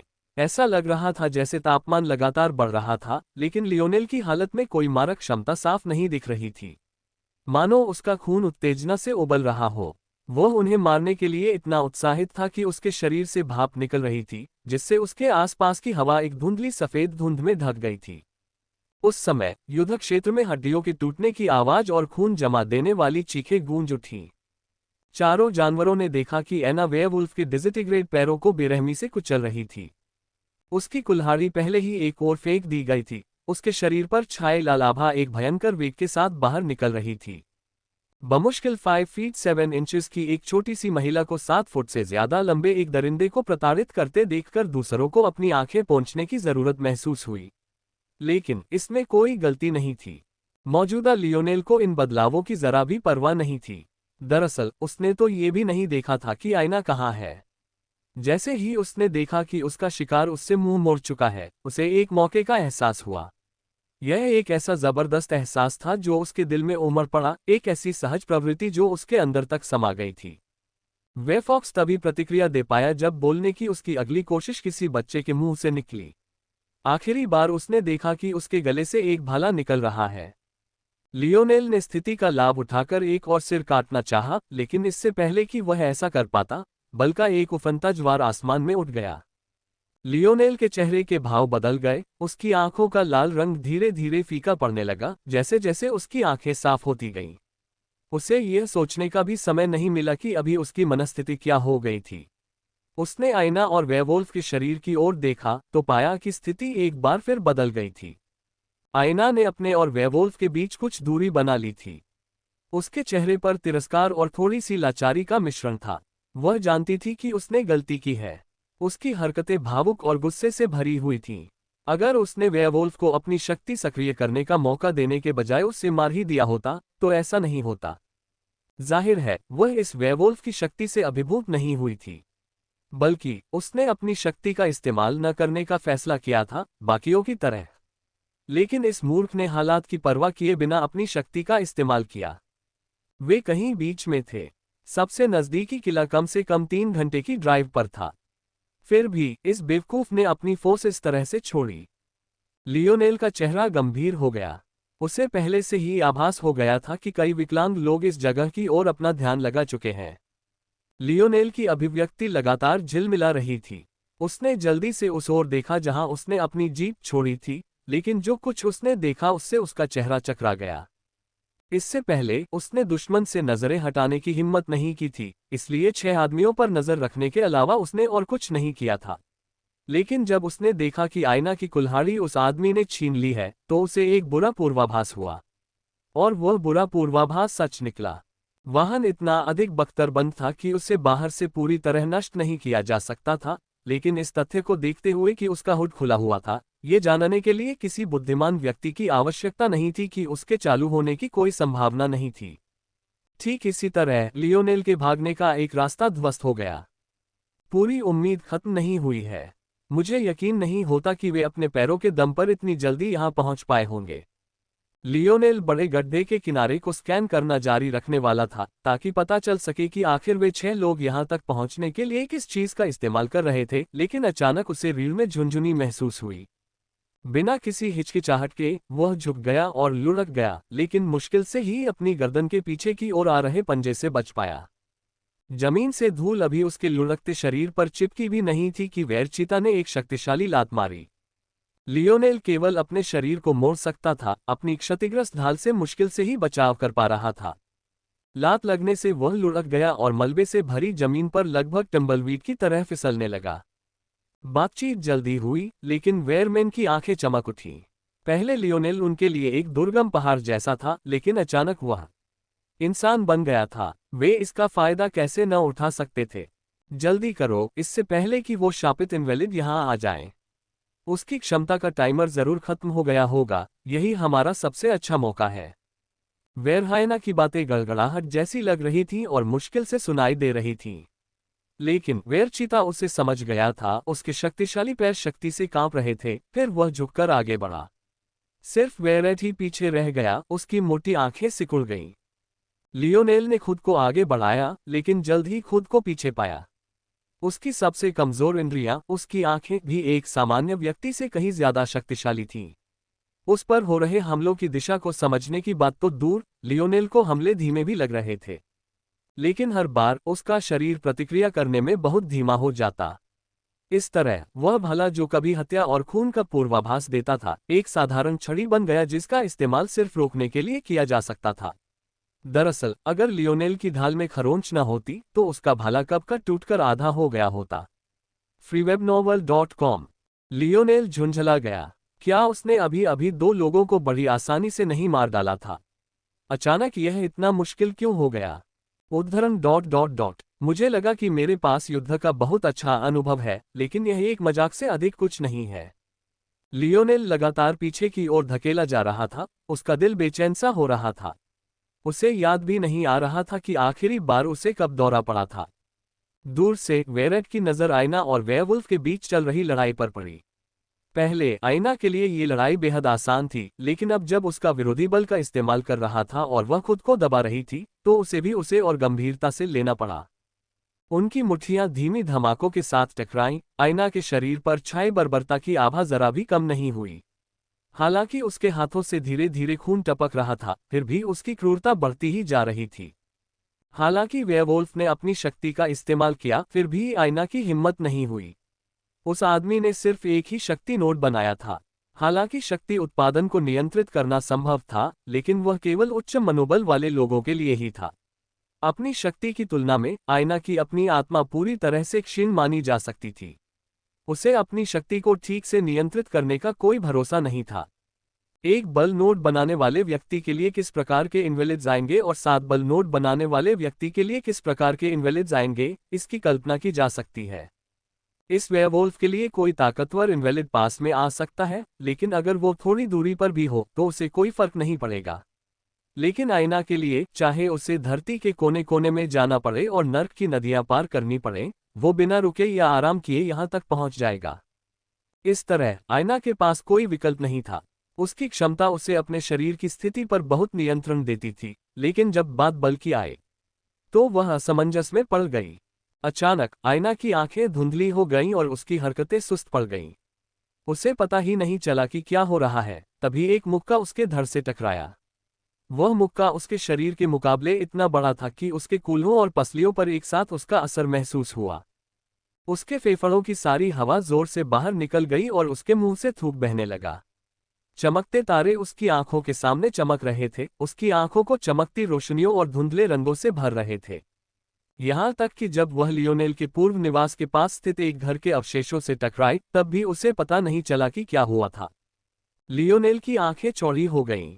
वह दौड़कर वहां पहुंचना चाहता था, लेकिन वेरहिना और वेरचीता के संयुक्त हमलों से वह बच नहीं पा रहा था। अगर वह जबरदस्ती आगे बढ़ने की कोशिश करता तो उसे गंभीर चोट लग सकती थी। उसने दांत पीस लिए। उसे लगा कि इस ग्रेड जोन पार करके उसने कोई ऊंचा मुकाम हासिल कर लिया है, लेकिन वह ये भूल गया कि उसके सामने आए ज्यादातर दुश्मन तो आम इंसान ही थे। उनके आंकड़े 0.50 भी नहीं थे। लियोनेल की तुलना में वे वध के इंतजार में बैठे बच्चों जैसे थे। सबसे बुरी बात यह थी कि तब भी वे उससे लगभग मार ही चुके थे। यदि वह उस महत्वपूर्ण समय पर जोन की कमजोरी को न समझ पाता तो वह उसी दिन पेरिस में मर जाता और कभी वापस नहीं लौटता। हालांकि उसके सामने मौजूद इन प्रतिद्वंद्वियों के आंकड़े उससे कमजोर रहे होंगे, लेकिन फिर भी वे इतने अलौकिक थे कि वह उन्हें हराने के लिए अपने मजबूत शरीर पर निर्भर नहीं रह सकता था। आखिर हुआ क्या? ऐसा हो ही नहीं सकता कि वेयरवुल्फ आयना से ज्यादा ताकतवर हो। लियोनेल ने अपना सिर पीछे की ओर झटका। उसकी नजर मुश्किल से 1.5 मीटर ऊंचे एक वेरेरेट पर पड़ी। उसकी नजर भी आयना की लड़ाई से हट रही थी और संयोग से लियोनेल से मिल गई। हालांकि उसका चेहरा भावहीन लग रहा था, लेकिन उसके चूहे जैसे चेहरे पर लंबी मूंछें उसके थूथन के साथ एक व्यंग्यात्मक भाव में बदल गईं। ठीक उसी समय पहले इन्वेलिड्स क्रेटर की ओर बढ़ चुके थे। वे चारों तरफ से झुंड में आ गए। पलक झपकते ही उनमें से 3-4 दर्जन वहां पहुंच गए। ये देखकर कि उसने आयना को बुरी तरह घायल कर दिया है, वेयरवुल्फ ने तुरंत अपनी शक्ति का प्रयोग बंद कर दिया और उस ढही हुई इमारत की ओर दौड़ा जिसमें वह गिरी थी। हालांकि उसके प्रयासों से और अधिक विकलांगों को इकट्ठा होने से रोका जा सका, फिर भी जो पहले से ही इकट्ठा थे उनकी संख्या उनसे कहीं ज्यादा थी। युद्ध में लियोनेल की ओर वेयरेट की निगाहें अचानक एक चकाचौंध कर देने वाली रोशनी से चमक उठी, जो लियोनेल को पूरी तरह से घेर लेना चाहती थी। ठीक उसी समय जब लियोनेल अपना सिर दूसरी ओर घुमाकर वेयरवुल्फ को रोकने के लिए पूरी ताकत लगाने वाला था। तुम्हारा दिमाग इतना तेज है कि मैं उससे सामान्य रूप से प्रभावित नहीं कर सकता, लेकिन ये सोचना भी मुश्किल है कि तुम सचमुच मेरी नजरों से नजर मिलाने की हिम्मत कर पाओगे। मर जाओ। वेरेरेट अपने विचारों में हंसा, मानो एक निराकार तीक्ष्ण ब्लेड लियोनेल की ओर चुभ रहा हो। दूसरे मूर्खों की तरह उसका ऐसा कहने का कोई इरादा नहीं था। अगर लियोनेल अपनी असली क्षमता जानना चाहता था तो वह आगे बढ़कर उन लोगों से पूछ सकता था जो उससे पहले नर्क में गए थे। लियोनेल पर खतरे की एक जानी पहचानी भावना हावी हो गई। ऐसा लग रहा था मानो ये सहज बोध उसके अवचेतन मन में दबा हुआ था, लेकिन अब उसके मन की गहरी गहराइयों से बाहर निकलकर फूट रहा था। हालांकि बहुत देर हो चुकी थी। लियोनेल देख नहीं पा रहा था कि उसे क्या चोट लगी है। वह बिल्कुल अदृश्य था, फिर भी उसे ऐसा लग रहा था जैसे हवा के किसी तेज झोंके ने उसके चेहरे पर हमला कर दिया हो। उसकी आंखों में आंसू आ गए, उसका सिर पीछे की ओर झुक गया और अंततः उसकी निगाहें धुंधली पड़ गईं, मानो वह बहुत पहले गुजर चुकी यादों को याद कर रहा हो। लियोनेल के स्तब्ध भाव को देखकर वेरहिना और वेरचीता एक पल के लिए भी नहीं रुके। वेरहिना दहाड़ा और अपने जबड़े खोलकर लियोनेल की गर्दन पर काटने लगा। वेरहिना की दाहिनी जांघ का आकार बढ़ गया और एक तह सी बढ़ गई, और वह एक क्रूर चाबुक की तरह आगे की ओर वार करने लगा जिससे हवा में सीटी की आवाजें गूंजने लगीं। Bang bang. वेरचीते की लात और वेरहाइना का काटना एक साथ हुआ। कुल मिलाकर लियोनेल की गर्दन काट देनी चाहिए थी और उसका निचला शरीर उड़ जाना चाहिए था। दोनों वेयरमैन की ताकत के चलते उसका सिर कटना लगभग तय था, लेकिन उनमें से किसी ने भी यह उम्मीद नहीं की थी कि नीली रोशनी की एक हल्की सी किरण उन दोनों को रोक देगी। लियोनेल का शरीर उड़ गया, लेकिन दर्द से चीखने वाले वह नहीं थे जो अचंभित था, बल्कि वे वेरीचीता थे जिसका पैर चकनाचूर हो गया था और वेरीहिना थे जिनके दांतों की पंक्ति अब टूट चुकी थी। वेरेरेट की पुतलियां सिकुड़ गईं। आखिर यह कैसा खजाना है? लियोनेल ने कभी सोचा भी नहीं था कि आत्म सुधार के लिए उसने जो खजाना चुना था उसमें इतनी शक्तिशाली रक्षात्मक क्षमताएं होंगी। लेकिन ये स्वाभाविक ही था। एक अर्थस्तरीय कांस्य खजाना इतना सरल कैसे हो सकता है? अचानक वेरेरेट को खतरे का भारी एहसास हुआ।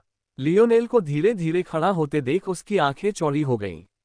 हालांकि यह कोई चौंकाने वाली बात नहीं थी। दोनों वेयरमैन की हालत देखकर उसे पहले से ही इसकी उम्मीद थी। जिस बात ने उसे सचमुच डर से हिला दिया वह ये थी कि लियोनेल का क्रूर चेहरा फिर से उभर आया था। उसे मलबे से बाहर निकलते देखना ऐसा लग रहा था जैसे कोई शैतान नर्क की गहराइयों से ऊपर चढ़ रहा हो।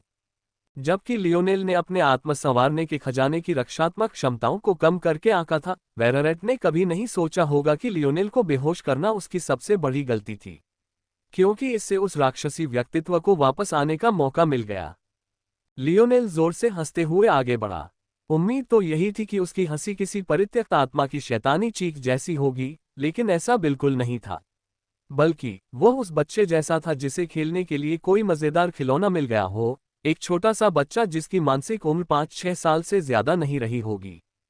हालांकि इसके बावजूद उसका भाला जो कुछ क्षण पहले तक एक ढीला, बेकार उपकरण था, एक विषैला सांप बन गया। दोनों रोते हुए जानवरों के सिर आसमान में उड़ गए, उनके शरीर से पूरी तरह अलग। दर्द में उन्हें उम्मीद ही नहीं थी कि लियोनेल इतनी जल्दी प्रतिक्रिया देगा और उन पर पलटवार भी करेगा। चाहे किसी भी नजर से देखें, ऐसा लग रहा था कि उन्हें असली लड़ाई का कोई अनुभव नहीं था। वेरेरेट घबरा गया। उसके पहरेदार चले गए थे और उसे अचानक अकेले लियोनेल का सामना करना पड़ा। अभी अभी उसने जो वार किया था वह लगातार नहीं हो सकता था। उसे सामान्य रूप से ठीक होने में कम से कम 1 मिनट और लगेगा। वह एना और लियोनेल पर इस तरह से एक के बाद एक लगातार वार इसलिए कर पाया था क्योंकि एना का हौसला उसके मुकाबले कहीं कमजोर था, इसलिए उसे पूरी ताकत लगाने की जरूरत नहीं पड़ी थी। मामले को बदतर बनाने के लिए उसे किसी तरह लगा कि भले ही वह लियोनेल पर एक और पूर्ण शक्ति से हमला कर दे, लेकिन इससे कोई फर्क नहीं पड़ेगा। बरुके, अपनी गांड इधर लाओ। वेरेरेट की तीखी चीख सुनकर वेयरवुल्फ, जो पूरी तरह से मलबे के ढेर को खोदकर आयना तक पहुंचने में लगा हुआ था, रुक गया। उसने पीछे मुड़कर देखा तो नन्हा वेरेरेट उसकी गर्दन से लटका हुआ था और उसके नन्हे नन्हे पैर बेतहाशा आगे पीछे झूल रहे थे। लियोनेल ने वेरेरेट की नजर अपनी ओर उठाई। वह उत्सुकता से उसकी आंखों में घूर रहा था, मानो किसी जिज्ञासु बच्चे जैसी किसी चीज का राज ढूंढने की कोशिश कर रहा हो। बारूके की आंखें सदमे और संघर्ष से चौड़ी हो गईं। वह तय नहीं कर पा रहा था कि आयना को ढूंढकर उसे रोके या जल्दी से वेरेरेट को बचा ले। आखिरकार वह दांत पीसता हुआ आगे की ओर दौड़ा।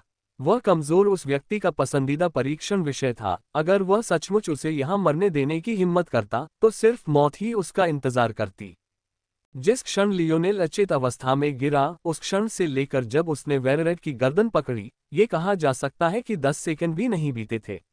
और दुर्भाग्य से वे 10 सेकंड पहले विकलांगों के लिए क्रेटर के किनारे से नीचे उतरने के लिए पर्याप्त से भी ज्यादा थे। उनकी धुंधली सफेद आंखें मानो ब्रह्मांड की गहराई को समेटे हुए थीं। उनमें से कई सामान्य मनुष्यों से कुछ अलग नहीं दिखते थे। कम क्षमता वाले लोगों की गति या शक्ति में थोड़ी वृद्धि होती थी। कम क्षमता वाले विकलांगों में आमतौर पर अजीब उत्परिवर्तन नहीं होते थे। हालांकि उन दर्जनों में से 3 ए ग्रेड इनवैलिड भी थे। अगर लियोनेल होश में होता तो वह इन तीनों को परिधि 7 में सूचीबद्ध 12 ए ग्रेड इनवैलिड में से एक के रूप में पहचान लेता। एक की जहरीली सांप जैसी फिसलन भरी जीभ और हरे रंग के शल्क थे। दूसरी की त्वचा से एक चमकदार सुनहरी रोशनी निकल रही थी जिससे उसके आसपास की हवा सिहर रही थी। और आखिरी का सिर सामान्य से 1 गुना बड़ा था। इस आखिरी का सिर पूरी तरह से गंजा था, लेकिन उसके माथे और सिर पर नीली नसें बेतहाशा दौड़ रही थीं। यहां तक कि उसकी आंखें भी सामान्य से 1 गुना बड़ी थीं। बारूके को लग रहा था कि इन इनवैलिड से भागना कोई मुश्किल नहीं होगा, या शायद उसे अपनी ताकत पर अब भी कुछ ज्यादा ही भरोसा था। अगर ऐसा न होता तो वह वेरिएंट को इतनी बेशर्मी से क्यों नाराज करता। उसे सचमुच यकीन रहा होगा कि वह अजेय है। वह लियोनेल की ओर दौड़ना चाहता था, जल्दी से उससे निपटना चाहता था और वेरेरेट के साथ भाग जाना चाहता था। हालांकि दरार, मानो खिलौने से ऊबकर और निराश होकर, लियोनेल ने वेरेरेट को एक तरफ फेंक दिया। वेरेरेट ने अपनी मोटी आंखें जितनी बड़ी कर सकता था कर ली थीं, और उनकी आंखों की कोठरियों से खून भी टपक रहा था, लेकिन कोई फायदा नहीं हुआ। नहीं, बारू के दहाड़ा उसकी तेज किंतु विशाल आकृति एक छलांग के साथ लियोनेल के ऊपर प्रकट हुई। वह खत्म हो चुका था। वह सचमुच खत्म हो चुका था। अगर उसे जीने का मौका चाहिए था तो उसे और कितने क्रूर प्रयोगों से गुजरना पड़ता। यह उसकी गलती थी। ये सब उसकी गलती थी। मरना। बारूके के पंजे कई इंच और बढ़ गए और लियोनेल की ओर वार करने लगे। एक चंचल मुस्कान के साथ लियोनेल ने मेटल स्पिरिट के क्यूब को जमीन पर गिरा दिया और अपनी क्षतिग्रस्त ढाल को अपने हाथ में ले लिया। उसने फ्रिस्बी की तरह आगे की ओर उछालने से पहले उसके किनारे को कसकर पकड़ लिया। बारूके कुछ भी प्रतिक्रिया दे पाता इससे पहले कि धातु का कठोर किनारा उसकी भौहों के बीच टकराया, उसे चक्कर आ गया और वह भ्रमित हो गया। आंखों की रोशनी फीकी पड़ने से पहले उसे जो आखिरी चीज महसूस हुई वह थी गले में तेज दर्द। उसकी रीढ़ की हड्डी पूरी तरह से कट गई थी और सब कुछ अंधेरे में डूब गया था।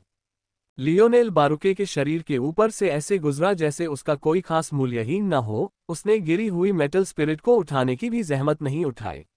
उसे उससे कहीं ज्यादा दिलचस्प शिकार मिल गया था। वह उत्साह से अपने होंठ चाट रहा था और देख रहा था कि कैसे विकलांग लोग उसकी ओर बढ़ रहे हैं। उसका दिल खुशी से झूम रहा था। खेलने के लिए इतने सारे खिलौने थे। लियोनेल का शरीर किसी उन्मुक्त पशु जैसा था। नैतिकता की बेड़ियों या अनुभवहीनता के बोझ के बिना वह एक अच्छी तरह से तेल लगी मशीन की तरह था जो एक के बाद एक अपाहिजों की जान ले रहा था। बड़े सिर वाला एक ग्रेड इनवैलिड मानो उस पर मानसिक हमले कर रहा था, लेकिन वे लियोनेल पर बिना किसी सफलता के लुढ़कते हुए नजर आ रहे थे। हमला करने की क्षमता न होने के कारण यह इनवैलिड सबसे पहले गिरा। लियोनेल ने जिन विशाल सेनाओं का सामना किया था उनकी तुलना में इनवैलिड्स रेत के एक ढीले ढाले ढेर की तरह थे। वे एक साथ मिलकर काम नहीं करते थे और उनकी बुद्धि इंसानों से कई स्तर कम लगती थी। लियोनेल की वर्तमान युद्ध बोध के स्तर को देखते हुए ये बहुत आसान था।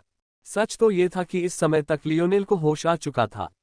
बस वह एक अनिश्चित अवस्था में था। उसे लग रहा था जैसे उसका शरीर एक यांत्रिक सूट हो और उसकी आंखें उसकी खिड़कियां हों।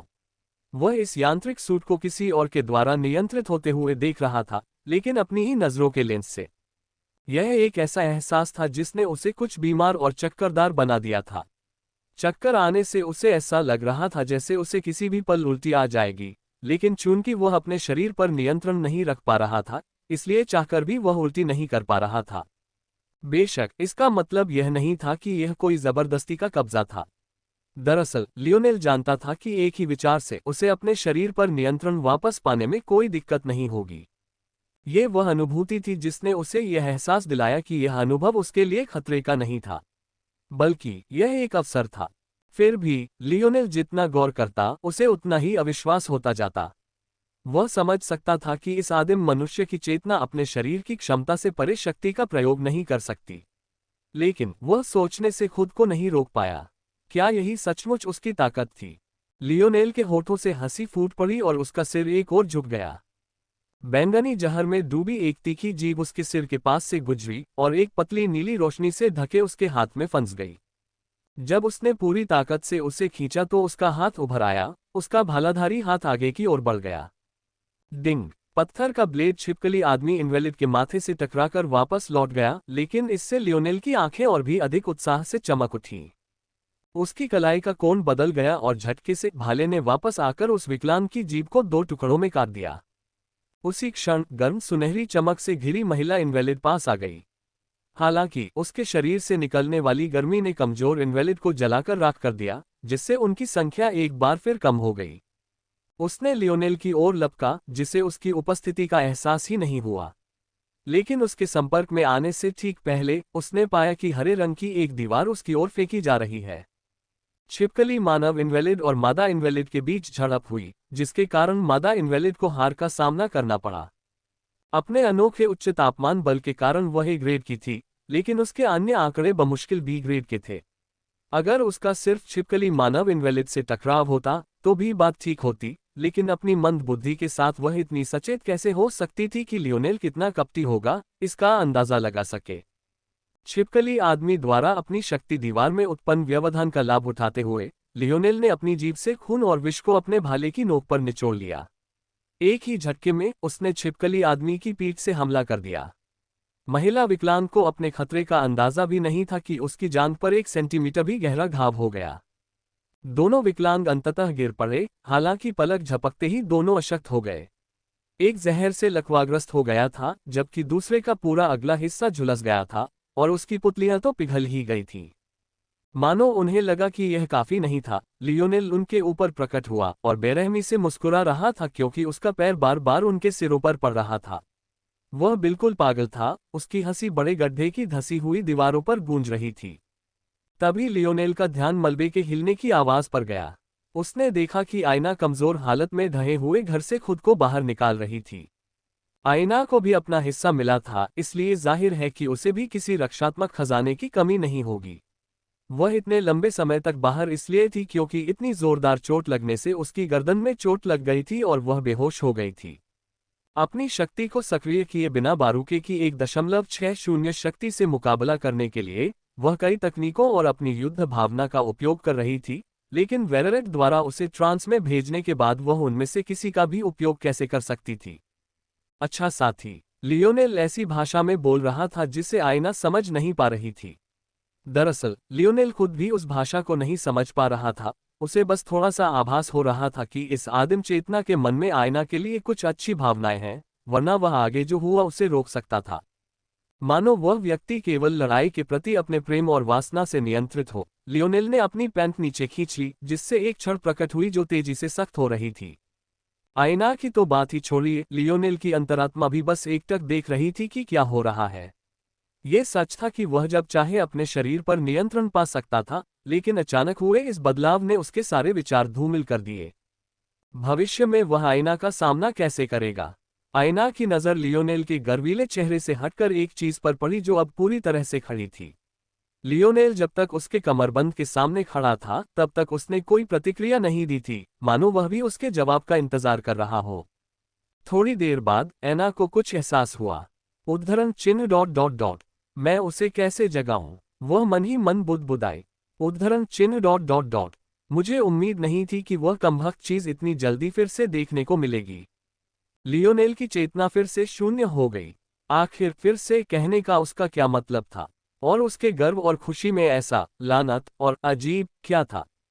जरा रुको, इतनी जल्दी से उसका क्या मतलब था? क्या हो सकता है कि अगर वह थोड़ा धैर्य रखे तो उसे कोई दिक्कत न हो? लियोनेल का मन कुछ और भटका, फिर उसे एहसास हुआ कि उसके विचार कितने बेतुके थे। यहाँ एक और भी गंभीर चिंता थी, वह इससे कैसे बाहर निकलेगा? लियोनेल ने अपना गला साफ किया और अपने शरीर पर नियंत्रण वापस पा लिया। ऐसा दिखावा करते हुए जैसे कुछ हुआ ही न हो, वह पीछे मुड़ा और अपनी पैंट की ओर चला गया, उसे पहना और दूर तक देखने लगा। उद्धरण चिन्ह ... आज मौसम बहुत अच्छा है ना? उद्धरण चिन्ह अल्पविराम उद्धरण चिन्ह। उसने सुना नहीं कि मैंने क्या कहा, है ना? आयना ने मन ही मन सोचा। आयना ने इधर उधर देखा और अपनी कुल्हाड़ी कहाँ गिरी थी, इस अजीब माहौल से ध्यान हटाने के लिए कुछ ढूंढने की कोशिश की। लेकिन जैसे ही वह आगे बढ़ने को हुई, अचानक लड़खड़ा गई और लगभग गिर ही गई। उसके ठोकर खाने की आवाज सुनकर लियोनेल तुरंत पीछे मुड़ा और बिना किसी हिचकिचाहट के उसकी ओर दौड़ा। क्या आप ठीक हो? लियोनेल ने उसका हाथ पकड़ लिया और यह सुनिश्चित करने की कोशिश की कि वह सीधी खड़ी रहे और गिर न जाए। उद्धरण चिन्ह ... मुझे लगता है कि मुझे मस्तिष्काघात हो गया है, आयना ने एक क्षण बाद अपने माथे पर हाथ रखते हुए कहा। हालांकि उसने ऐसा कहा था, उसे पहले से ही यकीन था। उसकी योग्यता की तो बात ही छोड़िए, भले ही उसने कोई जागृति न भी की हो, उसका 5 स्टार प्रोफेशन ही उसके लिए बताने के लिए काफी था। आपके शरीर का बाकी हिस्सा ठीक है? मैं ठीक हूं। लियोनेल ने भौहें चढ़ाईं। वह निश्चित रूप से ठीक नहीं थी। बिना किसी बचाव के इतना शक्तिशाली वार झेलना किसी भी सामान्य इंसान के लिए जानलेवा होता। यह तो चमत्कार ही था कि वह बिना किसी नुकसान के बच निकली। 1.60 की ताकत, खासकर इतनी बड़ी मुट्ठी के पीछे, उसके शरीर की हर हड्डी को चकनाचूर करने के लिए काफी थी। अगर बारूके ने वेरेरेट के साथ तालमेल बिठाया होता और अपने पंजों का इस्तेमाल किया होता, तो लियोनेल इस संभावना के बारे में सोचना भी नहीं चाहता था। आपको मुझसे झूठ बोलने की जरूरत नहीं है, हम अभी एक टीम है ना? लियोनेल ने कहा। उद्धरण चिन्ह ... हम भी फ्रांस जोन में एक टीम थे, लेकिन आपने फिर भी छुपाया कि फोर्स 8 ने आपके साथ क्या किया, है ना? आयना की तीखी नजरों से लियोनेल के चेहरे पर कड़वी मुस्कान आ गई। उसने उसकी बाह छोड़ दी और अपनी नाक खुजाली। उसके सीने में एक तरह का अपराधबोध उमड़ रहा था। हालांकि इससे कुछ भी नहीं बदला। लियोनेल देख सकती थी कि वह कितनी सावधानी से हिल रही थी कि उसके प्रभावी आंकड़े बमुश्किल 70% ही थे। वह अपनी चोटों को किसी और से छिपा सकती थी, लेकिन लियोनेल की इंद्रियां बहुत तेज थीं। भले ही किसी चमत्कार से उसकी कोई हड्डी न टूटी हो, लेकिन उसे जरूर आंतरिक रक्तस्राव हुआ होगा। ठीक है, मैं गलत था, लेकिन अब सब ठीक है ना? मुझे भी इससे कुछ मिला। लियोनेल को अब जाकर एहसास हुआ कि उन्होंने कभी उन मामलों को सुलझाया ही नहीं। उसने कभी उससे माफी नहीं मांगी और बस उस विषय को नजरअंदाज कर दिया। इससे वह सचमुच थोड़ा पाखंडी हो गया। क्या ये सचमुच ठीक है? हाँ हाँ, लियोनेल ने अपनी छाती पर हाथ फेरा मानो कसम खा रहा हो। निशान भी मिट गया है। लगता है जिसने भी फोर्स आर्ट बनाया था उसने इसे तीसरे आयाम में इस्तेमाल के लिए डिजाइन किया था, इसलिए यहाँ इसका असर खत्म हो गया। सच कहूं तो लियोनेल को इससे थोड़ी निराशा हुई। ये फोर्स आर्ट एक दोधारी तलवार थी। खतरा जितना कमजोर होगा उसे उतना ही कम फायदा होगा। अच्छी खबर ये थी कि अब उसे बल कला में ठोस बुनियादी ज्ञान प्राप्त था। बुरी खबर ये थी कि वह जितने भी बल कलाओं को जानता था, भले ही वह उन्हें अभी बनाए, उनका सबसे अच्छा प्रभाव न्यूनतम होगा और सबसे बुरा प्रभाव शून्य होगा। ये तो बस ब्रह्मांड का नियम था। पांचवें आयाम की दुनिया में इस्तेमाल के लिए डिजाइन की गई एक बल कला पृथ्वी को एक ही सांस में नष्ट कर सकती थी। लेकिन तीसरे आयाम के लिए डिजाइन की गई एक बल कला चींटी से भी कम प्रभाव डालेगी। लियोनेल ने अंग्रेजों को खत्म करने के लिए जो आग के गोले बनाए थे, वे यहाँ कैंप फायर शुरू करने के लिए भी पर्याप्त नहीं होंगे। अच्छा, कम से कम मैं उन्हें जोन में तो इस्तेमाल कर सकता हूँ। ऐसा नहीं है कि मैं जल्द ही किसी जोन में प्रवेश कर पाऊंगा, लियोनेल ने मन ही मन सोचा। सिर हिलाते हुए वह एक बार फिर होश में आया। जब उसने देखा कि आयना अभी भी खड़ी होने के लिए संघर्ष कर रही है, तो उसके दिल में एक टीस सी उठी। वह वेयरवुल्फ और वेरेट वास्तव में आसानी से बच निकले।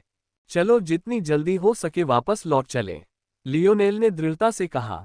तुम्हारी हालत यहाँ और रुकने की नहीं है, और ये भी नहीं कहा जा सकता कि वे उनका एक और जत्था भेजेंगे भी या नहीं। मुझे लगता है कि उनके पास यहाँ आने के लिए कोई गाड़ी रही होगी। देखते हैं कि हम वापस जाने के लिए उसका इस्तेमाल कर पाते हैं या नहीं। लियोनेल की बातें सुनकर आयना को गुस्सा आया, लेकिन उसे खंडन करना मुश्किल लगा। मुझे माफ करना, मुझे लगा कि यूरी बड़ा चढ़ाकर कह रहा है। मुझे उम्मीद नहीं थी कि वे आएंगे और इतने बेशर्म होंगे। लियोनेल मुस्कुराया और सिर हिलाया। बस बैठने की जगह ढूंढ लो और ज्यादा इधर उधर मत घूमो। मुझे यकीन है कि चाबियां उनमें से किसी एक पर होंगी। हालांकि लियोनेल ने यह बात सहजता से कही, लेकिन उसका मन अभी भी उलझन में था। साम्राज्य के लिए आयना और उसके जैसे किरदार बेहद अहम थे। फिर भी उन 6 आदमियों ने बेशर्मी से उसे मारने की कोशिश की। उन्होंने अपने इरादे भी नहीं छिपाए। इसका अर्थ कुछ बातों में से एक था, या संभवतः उनका संयोजन था। पहली बात तो ये थी कि लियोनेल ने साम्राज्य की उस पर नजर रखने की क्षमता को बहुत ज्यादा बड़ा चढ़ाकर बताया था। हो सकता है कि उनके पास अभी भी तकनीक हो, लेकिन इतनी बड़ी नहीं कि कोई खामी न हो। ऐसे में ब्रेजिंगर परिवार को उनकी हरकतों की चिंता नहीं होती। दूसरी बात यह थी कि ब्रेजिंगर कबीले को शुरू से ही साम्राज्य का डर नहीं था। इस संभावना ने लियोनेल का खून जमा दिया। तीसरी संभावना ये थी कि ब्रेजिंगर परिवार और साम्राज्य एक ही सिक्के के दो पहलू हों। हो सकता है कि वे एक ही रूप में आगे बढ़े और पीछे हटे हों। ऐसे में साम्राज्य इस परिवार को वह छूट दे सकता था जो उसने दूसरों को नहीं दी थी। असली वजह चाहे जो भी रही हो, वे दोनों खतरे में थे। किसी तरह वे 6 लोग उनकी लोकेशन का ठीक ठीक पता लगा पाए, और इस बात की कोई गारंटी नहीं थी कि कोई और समूह दोबारा ऐसा नहीं कर पाएगा। लियोनेल ने युद्ध क्षेत्र का बारीकी से अध्ययन किया और आखिरकार उसे वह गाड़ी मिल गई जिसकी उसे तलाश थी। लेकिन राहत देने के बजाय उसे सिरदर्द हो गया।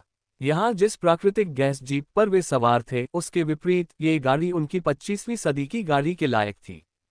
यह एक चिकना शटल था जो अपने 2 पंखों के बिना लगभग एक फली जैसा दिखता था। लियोनेल को इसे चलाने में जरा भी आत्मविश्वास नहीं था। वह टियर 3 अधिकारियों को देख चुका था, इसलिए जीप चलाने के लिए उसका मन कुछ उत्सुक था। लेकिन अब वह किसे देखने वाला था? हालांकि लियोनेल थोड़ा हिचकिचा रहा था, फिर भी उसने अपने पिता द्वारा छोड़ी गई डिक्शनरी निकाली। फिलहाल उनकी जिंदगी ज्यादा महत्वपूर्ण थी। अगर बाद में उससे इसके अस्तित्व के बारे में पूछा गया तो उसके पास कई बहाने थे। आप इस चीज को कैसे उड़ाते हैं? लियोनेल ने पूछा। शुक्र है, किसी चमत्कार से शब्दकोश में जवाब मिल गया। लेकिन जिस तरीके से उसने जवाब ढूंढा, उससे उसकी आंखें जुनून से जल उठीं। पहले जिस तरह इसने लियोनेल को स्कैन किया था, उसी तरह इसने शटल को भी स्कैन करना शुरू कर दिया। उसके बाद ही इसने उत्तर दिया। पिंग वाहन की पहचान एयर शटल मॉडल X290 के रूप में हुई है। ये सलाह दी जाती है कि सीड ऑटोपायलट सुविधा का उपयोग करें। Closing square bracket. यह इस तरह की चीजों को स्कैन कर सकता है। मुझे नहीं लगता कि पिताजी ने इस तरह की जानकारी दर्ज की होगी, यानी इसने विश्लेषण किया और निष्कर्ष निकाले। इसने शटल के ऑपरेटिंग सॉफ्टवेयर को स्कैन करने के बाद शायद उसका नाम ढूंढ लिया होगा। क्या इसका मतलब यह है कि यह जोन एनालिसिस का वह खजाना है जो मुझे लगा था कि उस बूढ़े ने मेरे लिए नहीं छोड़ा था? इस बात पर विचार करते हुए लियोनेल ने राहत की सांस ली।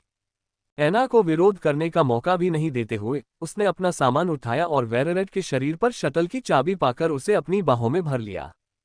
ऐसा लग रहा था कि वह बिना किसी कारण के जल्दबाजी कर रहा है, लेकिन पृथ्वी पर एक गुप्त स्थान पर एक ऐसी घटना घट रही थी जिसने उसके कार्यों को सबसे अधिक तर्कसंगत सिद्ध कर दिया।